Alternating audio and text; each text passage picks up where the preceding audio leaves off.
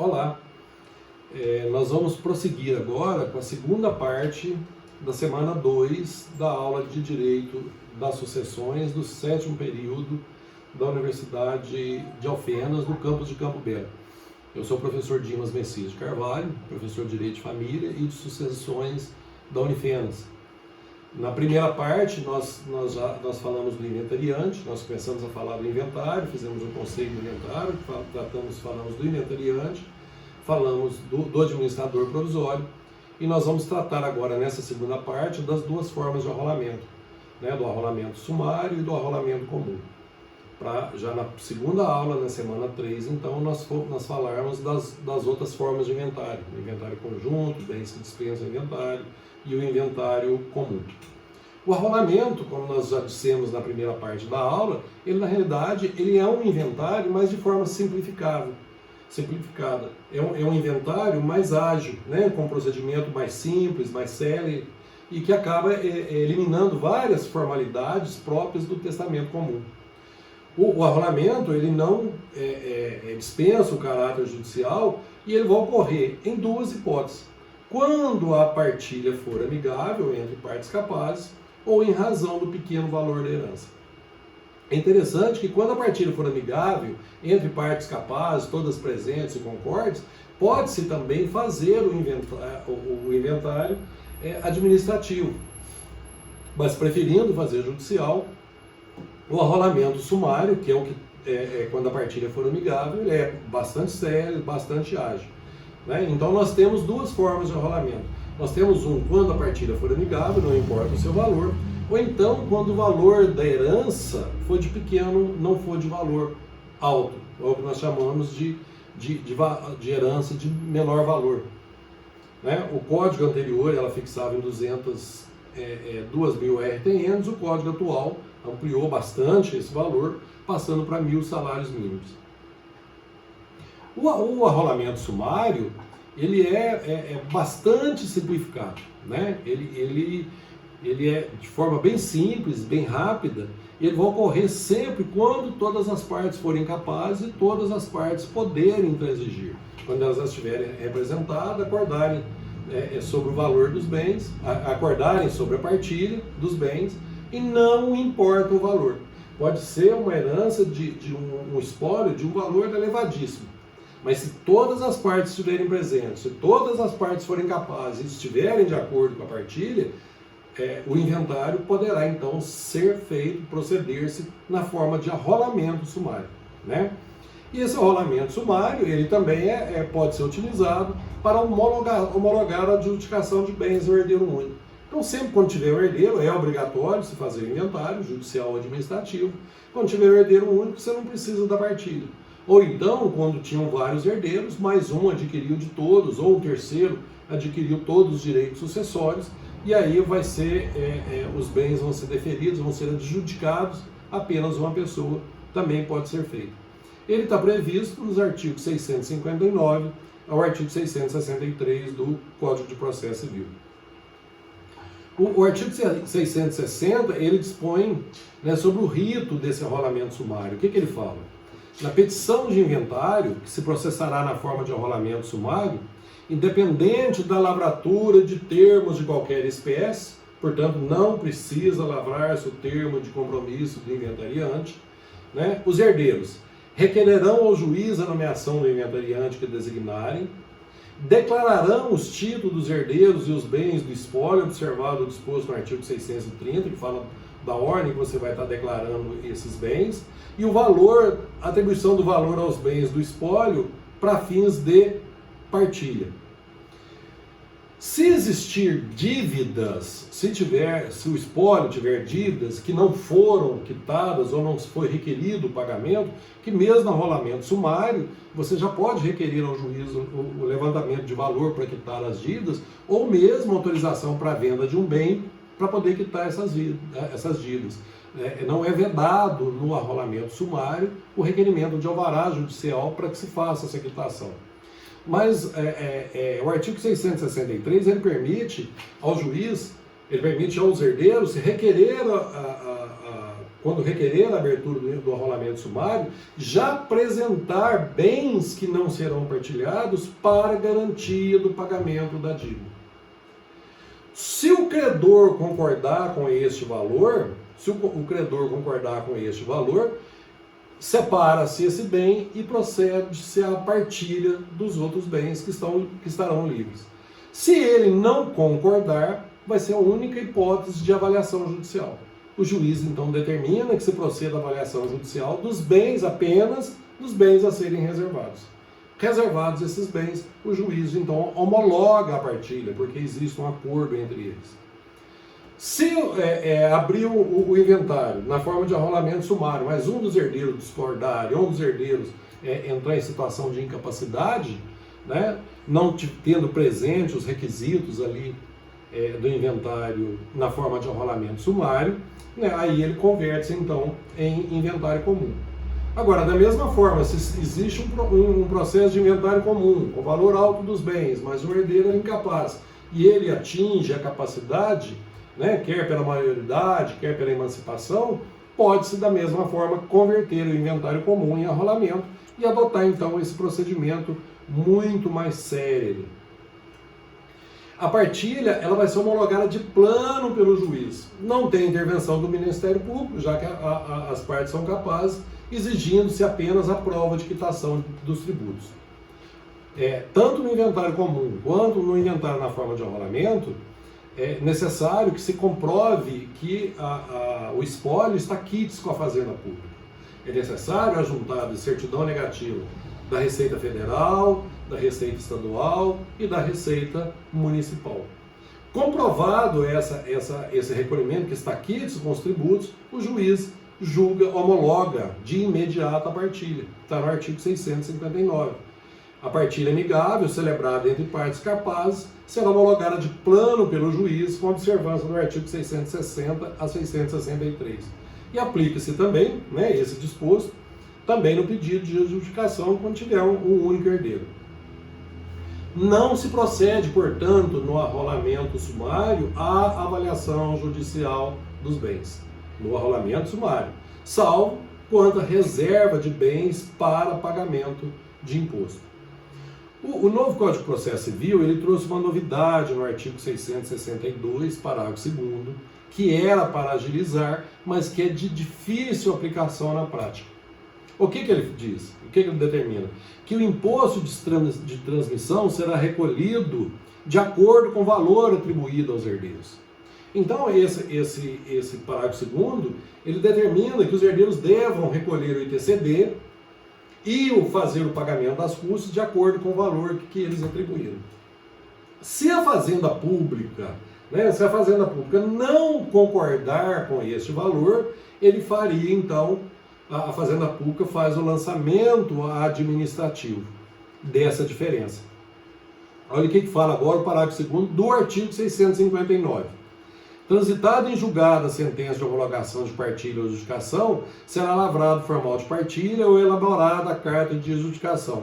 E em seguida, serão expedidos os alvarás referentes aos bens e às rendas por eles abrangidos, intimando-se o fisco para lançamento administrativo do imposto de transmissão e de outro tributo, porventura incidentes, conforme dispuser a legislação tributária.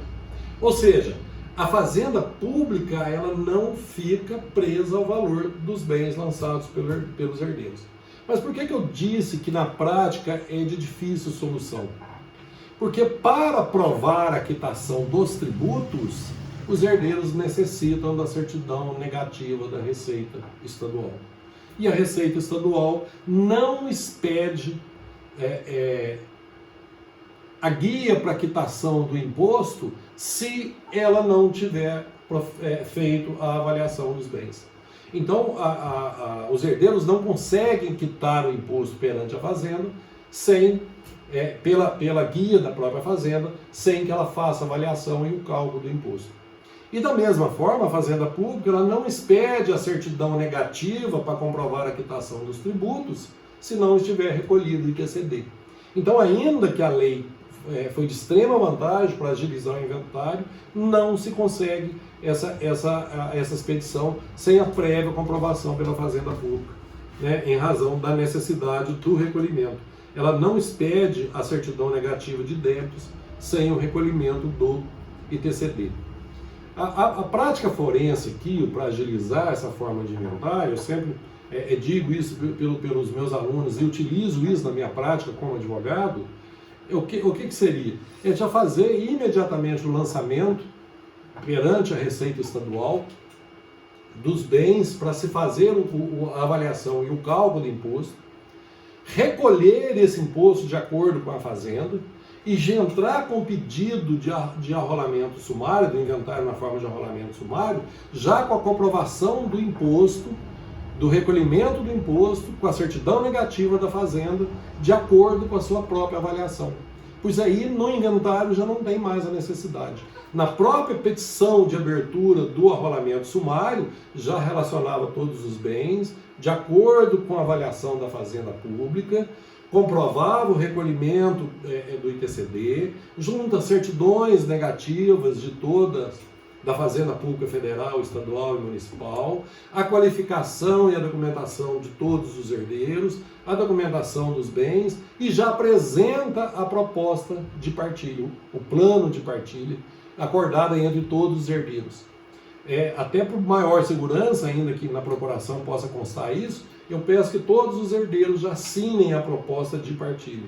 Porque quando chegar ao juiz para ele despachar, o único despacho que o juiz vai verificar, comprovado o recolhimento do imposto, comprovada a certidão negativa de todos os bens, identificado todos os herdeiros, identificado todos os bens, o único despacho que o juiz vai dar é vistos, etc., homologo para que produza todos os seus jurídicos e legais efeitos a partir de folhas tantos a tanto.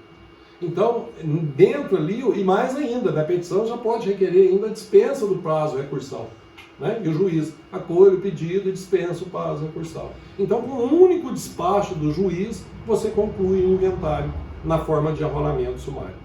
Né? O parágrafo 2º aqui do artigo 662 nós falamos, fala que ele vai ser objeto de lançamento administrativo, né? o ITCD, mas na realidade a Fazenda Pública não vai expedir a certidão negativa enquanto não for recolhido. Como o inventário na forma de arrolamento sumário, a partilha ela é homologada, se tiver depois algum vício na partilha, acabe ação anulatória que tem que ser proposta no prazo de 1 ano no juízo do próprio primeiro grau. Né? E depois nós vamos ver lá no artigo 657, quando for tratada a anulação da partilha, quando que começa a iniciar esses prazos. Aqui eu tenho um procedimento, eu fiz um gráfico, né, com todos os procedimentos do arrolamento sumário. Então, a petição de inventário noticiando, nomeação de inventariante sem lavratura de termos, se tiver testamenteiro, vista ao testamenteiro, se tiver devedores, reserva de bens, né? A retificação da partilha, se for necessário, das declarações, a comprovação da regularidade das dívidas fiscais, o juiz homologa a partilha, expede-se o formal de partilha. E conforme o artigo 659, parágrafo 2º, a intimação da partilha para o lançamento administrativo, se ela não concordar com o valor que foi atribuído. Mas como nós vimos, a Fazenda tem que se manifestar previamente para que avalie os bens e espeça a certidão negativa de débitos junto à Fazenda Estadual. A outra forma de arrolamento, então, é o arrolamento comum. Este, já no arrolamento comum, não se exige, também denominado de arrolamento comum, arrolamento simples, não se exige que todos os herdeiros sejam capazes, nem a presença de todos os herdeiros, nem que exista acordo entre eles. O que se vai buscar aqui na realidade é que o valor dos bens do espólio seja inferior a 1.000 salários mínimos, que hoje daria em torno de 1 milhão, né, e poucos mil reais.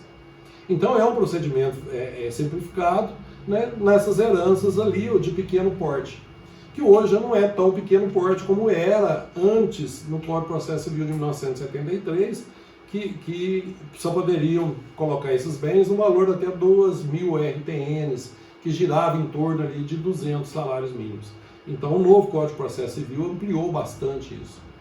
A previsão dele está lá no artigo 664 do Código de Processo Civil. Né? Quando os bens forem inferiores, for igual ou inferior a 1.000 salários mínimos, o inventário vai processar na forma de arrolamento, cabendo ao inventariante nomeado, independente de assinatura de termo ou compromisso. Então, portanto, também não precisa assinar o termo, já apresentar com as suas declarações o valor dos bens e o plano de partilha. Então ele já entra o que seria aquela petição inicial, aquelas primeiras declarações no inventário comum, aqui já é uma petição, são as declarações, mas que já antecipa a partilha. Não tem uma segunda fase de partilha. Se ocorrer impugnação aqui da estimativa, né, pelo Ministério Público, né, existindo incapaz o juiz, ele nomeia o avaliador, que vai então fazer a avaliação judicial. Apresentado o laudo, né, se tiver impugnação, o juiz vai deliberar sobre a partilha e vai decidir de plano todas as reclamações, mandando pagar as dívidas que não foram impugnadas. Então é muito importante o seguinte: o juiz, numa única audiência, ele deliberará sobre a partilha, ele decide todas as reclamações e manda pagar as dívidas impugnadas.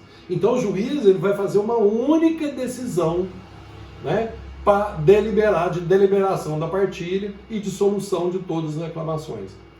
Depois disso, né, lavra-se um só termo assinado pelo juiz, pelo inventariante, a partes presentes e seus advogados.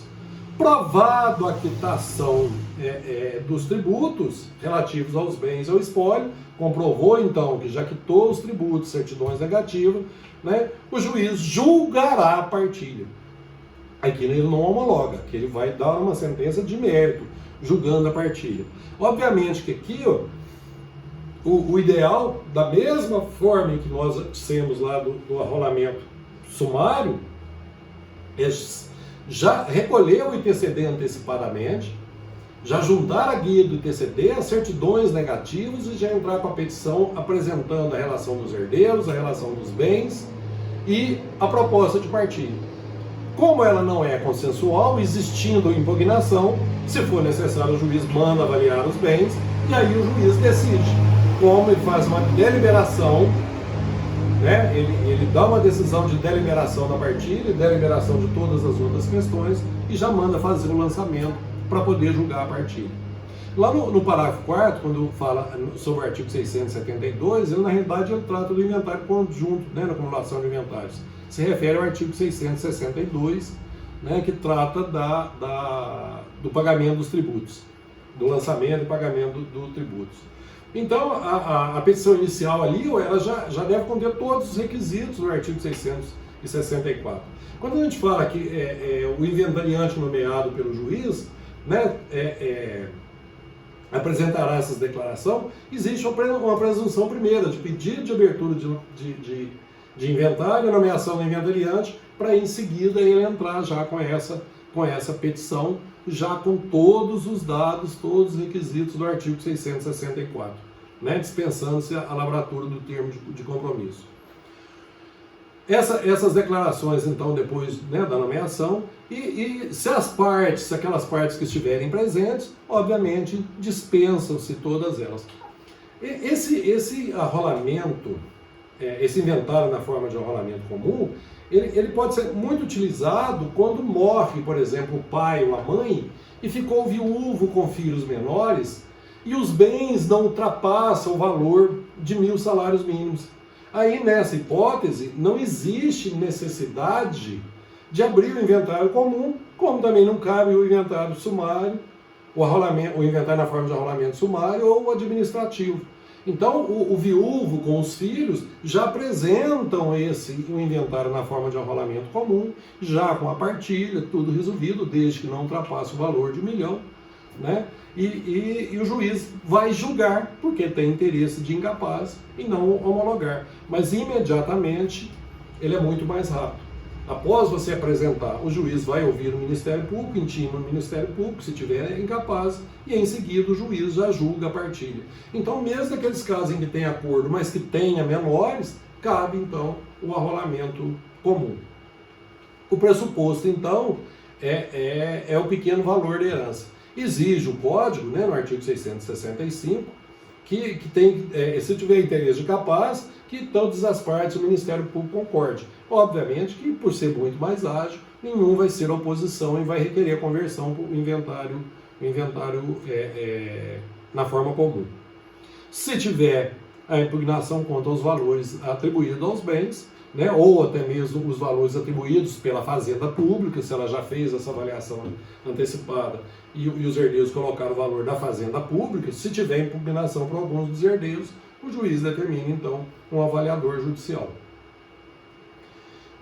Se as partes discordarem, se não tiver discordância, como nós já vimos, se estiver presente apenas o viúvo com os filhos menores, né, o juiz, já não existindo discordância, não tem necessidade dessa audiência para estar decidindo essas questões, né, para o juiz determinar como se procede a partilha. Se tiver discordância, o juiz vai dar essa decisão.